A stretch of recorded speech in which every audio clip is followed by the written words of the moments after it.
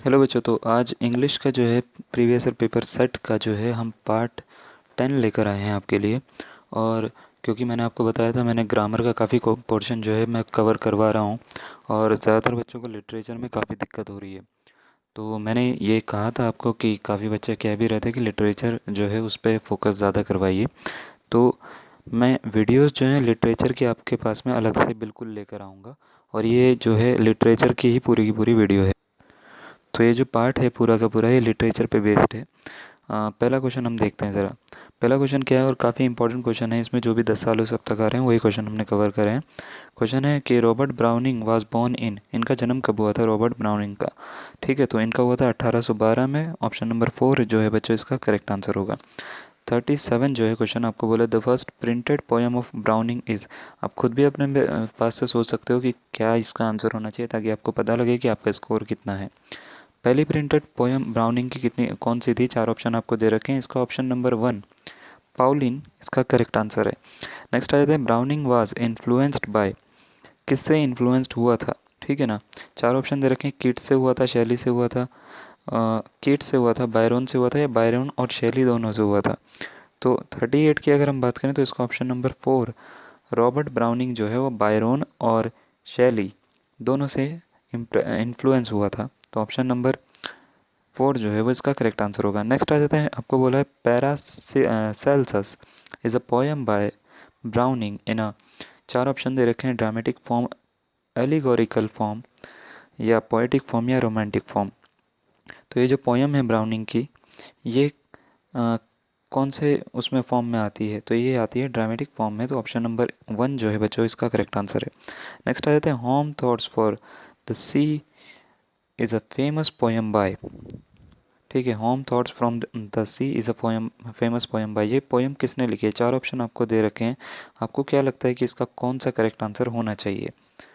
ठीक है, तो आपने सोच लिया होगा इसका जो करेक्ट आंसर है 40 का अगर हम बात करें, तो इसका ऑप्शन नंबर 2 ब्राउनिंग इसका करेक्ट आंसर होगा। ठीक है, नेक्स्ट क्वेश्चन की ओर आते हैं 41 की ओर। 41 है ब्राउनिंग्स वाइफ एलिजाबेथ माउल्टन बैरेट वाइजा क्या थी वो। ड्रामेटिस्ट थी, प्रोज राइटर थी, पोएट थी, या सिंगर थी। जो ब्राउनिंग की वाइफ थी वो एक पोएट थी, वो आपको याद रहना चाहिए। ठीक है, एलिजाबेथ माउल्टन का काफ़ी नाम आता है। तो ऑप्शन नंबर 3 जो है वो इसका करेक्ट आंसर होगा। नेक्स्ट आते हैं, Browning is known as a, कौन से पोएट थे वो। डेथ पोएट थे, लव पोएट थे, नेचर पोएट थे, या लिरिक वाले पोएट थे, यानी जो लिरिकल बैलाड ये सब लिखते थे, सोनेट। ठीक है ना। कौन से पोएट थे ब्राउनिंग। तो चार ऑप्शन आपको दे रखे हैं। 42 का जो है ऑप्शन नंबर 2 लव पोएट थे, तो ऑप्शन नंबर 2 इसका करेक्ट आंसर होगा। नेक्स्ट आ जाते हैं, the borders is a poetical work of, ये किसने लिखी है। ठीक है, तो ये लिखी है वर्ड्सवर्थ ने, विलियम वर्ड्सवर्थ इनका पूरा नाम है। ठीक है, ऑप्शन नंबर 1 इसका करेक्ट आंसर होगा बच्चों। नेक्स्ट आ जाते हैं, ruined cottage is a work by, ruined cottage जो है वो किसने लिखी है, तो ये भी किसने लिखी है, वर्ड्सवर्थ ने लिखी। तो ऑप्शन नंबर 4 जो है बच्चों वो इसका करेक्ट आंसर होगा। नेक्स्ट आ जाते हैं, आपको बोला है वर्ड्सवर्थ मैट कॉलरिज इन। ठीक है, तो चार ऑप्शन आपको दे रखे हैं, इसमें से आपको क्या लगता है कि कौन सा आंसर इसका करेक्ट होगा। तो इसका ऑप्शन नंबर 2 ब्रिस्टल इसका करेक्ट आंसर है। नेक्स्ट आ जाते हैं, आपको बोला है Wordsworth correspondence with Coleridge started at. ठीक है, तो कहाँ पे स्टार्ट हुआ था। तो ऑप्शन नंबर इसकी अगर हम बात करें तो 1 इसका करेक्ट आंसर होगा, रेस टाउन। ठीक है, नेक्स्ट आ जाते हैं, आपको बोला है Lucy Gray is a poem written by the author of, किस लूसी ग्रे एक पोयम है जो किसके ऑथर के द्वारा लिखी गई है, यानी नीचे चार ऑप्शन आपको दे रखे हैं, ये कौन से ऑथर के द्वारा लिखी गई है। तो आपको इसी से ही ऑथर भी पहचानना है और इसका नाम भी बताना है। ठीक है ना। तो ऑप्शन नंबर 1 जो है रूथ इसका करेक्ट आंसर है। नेक्स्ट आ जाते हैं, dramatic monologue is a kind of. ठीक है, तो इसका ऑप्शन नंबर 3 कॉम्प्रीहेंसिव सोलिलोक्वाई इसका करेक्ट आंसर होगा। फिर आ जाते हैं, who is considered Browning as a philosophic poet, किसने ब्राउनिंग को फिलोसॉफिक पोएट की तरह दर्शाया है। ठीक है, तो किसने करा है ये। 49 का अगर हम बात करें तो ऑप्शन नंबर 4 फ्रेडरिक रायलैंड इसका करेक्ट आंसर होगा। फिर आ जाते हैं, Browning's Rabbi Ben Ezra depicts Browning's love for God, love for soul, love for optimism, या फिलोसॉफी ऑफ लाइफ। तो क्या लगता है आपको क्या होना चाहिए। बिल्कुल, अभी आपने ऊपर ही पढ़ा कि इसको फिलोसोफल के तौर पर एक देखा गया है, तो ऑप्शन नंबर 4 इसका फिलोसफी ऑफ लाइफ इसका करेक्ट आंसर होगा। नेक्स्ट आ जाते हैं, the main theme of Browning's poetry क्या होती थी, तो वो होता था the inner man, option number 1 इसका करेक्ट आंसर होगा। नेक्स्ट आपको 52 में बोल रखा है, in ancient and medieval psychology, the four fluids of the body formerly held to determine the physical and mental qualities of human beings are said to be, क्या कहते थे उसको, तो उसको हम कहते थे ह्यूमर्स, ऑप्शन नंबर 2 इसका करेक्ट आंसर है। नेक्स्ट आ जाते हैं, आपको बोला image breaker, one who assails established और cherished belief is known as, उसको हम क्या कहते हैं, ठीक है।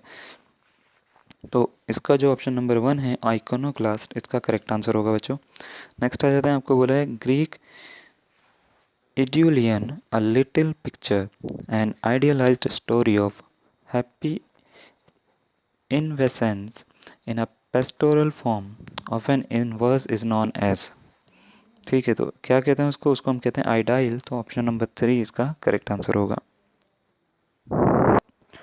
नेक्स्ट क्वेश्चन आपको दे रखा है, distinguishable part of a poem is imagery, picture in words would words known as, तो इसको हम कहते हैं इमेजरी, ऑप्शन नंबर 1 जो है वो इसका करेक्ट आंसर होगा। नेक्स्ट आ जाते हैं, आपको बोला है कि kind of poetry which flourished in England and America at the beginning of 20th century is imagism, इसका जो है वो करेक्ट आंसर होगा, ऑप्शन नंबर 1। नेक्स्ट आ जाते हैं, adherence to classical principle and taste in literature and art scholarship in Greek and Latin is known as, क्या कहते हैं उसको, ठीक है।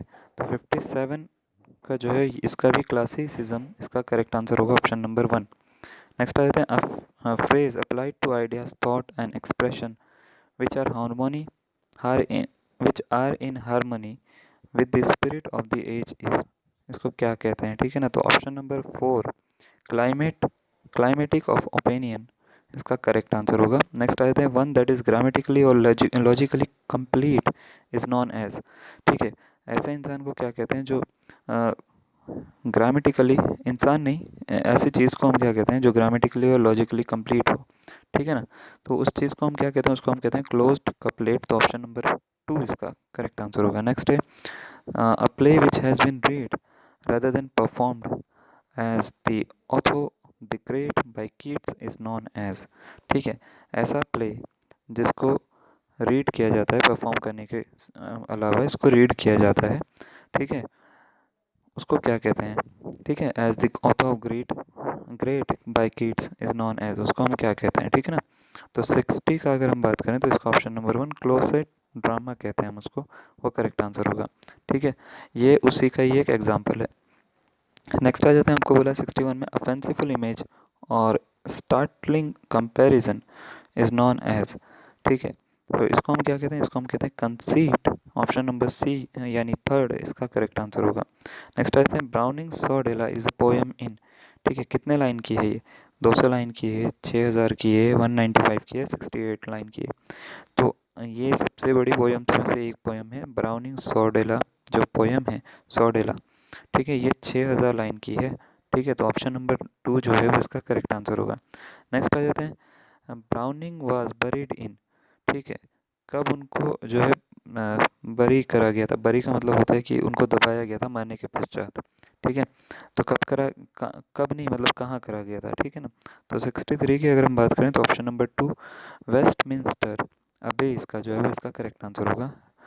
और फिर लास्ट क्वेश्चन आपको दे रखा है, Browning had a special love for Italy, Rome, England और फ्रेंच, ठीक है। तो कौन सा आपको लगता है इसका करेक्ट आंसर होगा, इसका ऑप्शन नंबर 1 जो है इटली करेक्ट आंसर है।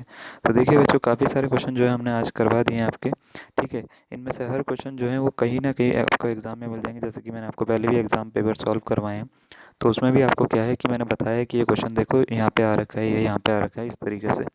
तो जितने भी हैं खाली इंपॉर्टेंट क्वेश्चन ही इसमें हो रहे हैं, और ये क्वेश्चन का जो है ये वाला पार्ट 10 इसका ख़त्म हो गया है इसी के साथ में। तो अगर आपको ये वीडियो पसंद आई तो उसको लाइक करिए, शेयर करिए, चैनल को सब्सक्राइब करिए, धन्यवाद। ये जो है लिटरेचर की ही पूरी वीडियो है।